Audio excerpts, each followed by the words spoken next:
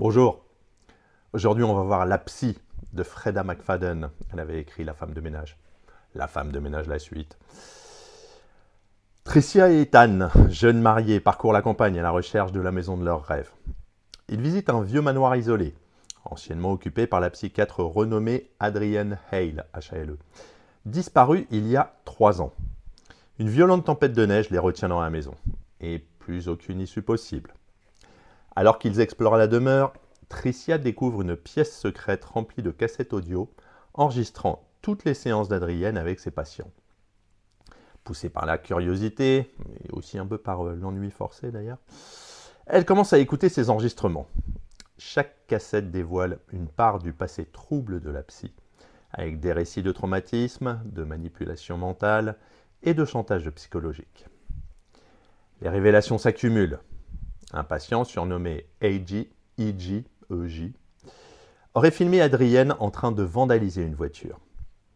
Il l'a fait chanter, exigeant non seulement des séances gratuites, mais aussi des faveurs sexuelles, sous menace de révéler la vidéo. Adrienne mobilise son petit ami Luc, expert informatique, pour supprimer la preuve. Mais EJ détient une copie et augmente les enjeux du chantage. Adrienne contacte alors une autre patiente, PL, traumatisée et révélée coupable d'un massacre dans son propre entourage, et lui propose un marché. Elle ne signale pas le meurtre à condition que PL élimine EJ. Tricia, à force d'écouter ses cassettes, perçoit des phénomènes étranges. Bruit de pas, objets déplacés, un verre d'eau récent sur le comptoir, le portrait de la psy aux yeux verts qui semble la suivre du regard. Autant d'éléments qui nourrissent une atmosphère oppressante. Le dénouement renverse toutes les attentes. Tricia... Alors, spoiler hein, là. Si jamais vous voulez le lire, vous arrêtez tout de suite la vidéo. C'est pas grave, vous passez à une autre. Je vous laisse 3 secondes. Je pense que c'est suffisant. Révélation. Tricia n'est pas Tricia, mais Patricia. PL, donc. La patiente meurtrière qui a orchestré son arrivée au manoir pour empêcher qu'on découvre le corps de EJ, qui est donc Edward, qu'elle a tué. Elle a ensuite assassiné Adrienne, craignant qu'elle révèle la vérité. Luc survit dans la maison, fuyant la police, mais est démasqué et tué à son tour. Patricia vit désormais dans le manoir avec Ethan, leur fille, et les corps enterrés dans le jardin, dans un nouveau début sordide et glaçant. Alors, on va passer tout de suite aux points forts et aux limites. Donc en l'occurrence, j'ai recueilli des témoignages. Donc la forêt du livre parle d'une claque et d'un page-turner haletant.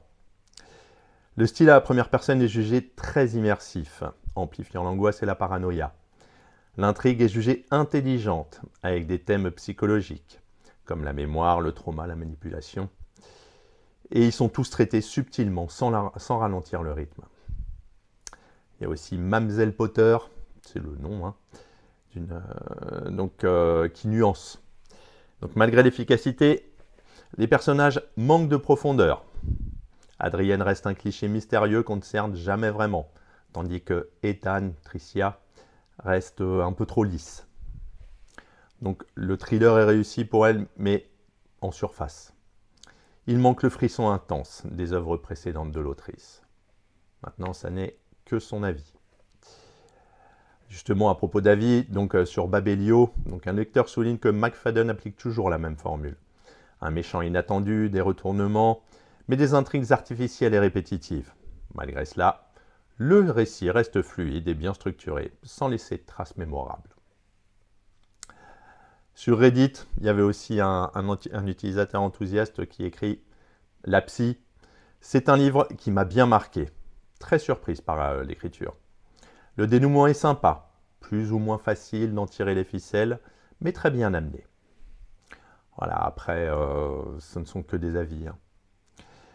Donc l'ambiance, les points forts, c'est un huis clos réussi, une atmosphère glaciale, une claustrophobie maîtrisée. La narration avec des chapitres courts, une alternance du présent, flashback efficace. L'intrigue, le puzzle est bien ficelé, un suspense crescendo, un twist final marquant. Les personnages, ils intriguent par rapport à leur trait psychologique. Et puis voilà en fait ce qu'on peut en dire. Après c'est vrai que certains ont émis des critiques, des limites. Donc certaines incohérences du comportement dans l'intrigue, un dénouement perçu comme prévisible pour certains. Néanmoins, voilà, ils ont dû beaucoup lire ces gens-là. Donc en ce qui me concerne, bah, c'est un thriller psychologique, mais redoutablement efficace dans la mise en scène. Donc l'isolement contraint du manoir, l'atmosphère oppressante, les enregistrements comme source principale d'information, tout contribue à un rythme haletant. Le twist final, bien que prévisible pour certains, est amené avec une construction patiente et une accumulation de détails troublants. Bon, le livre se lit très rapidement et ça encourage la relecture d'ailleurs pour saisir les indices subtils. Donc pour conclure, bah, c'est un thriller psychologique accessible, immersif, tendu. Et il est parfait pour une lecture rapide mais efficace. Donc c'est un roman à recommander si vous cherchez une lecture immersive sans prise de tête, avec des chapitres courts et un suspense constant. À bientôt!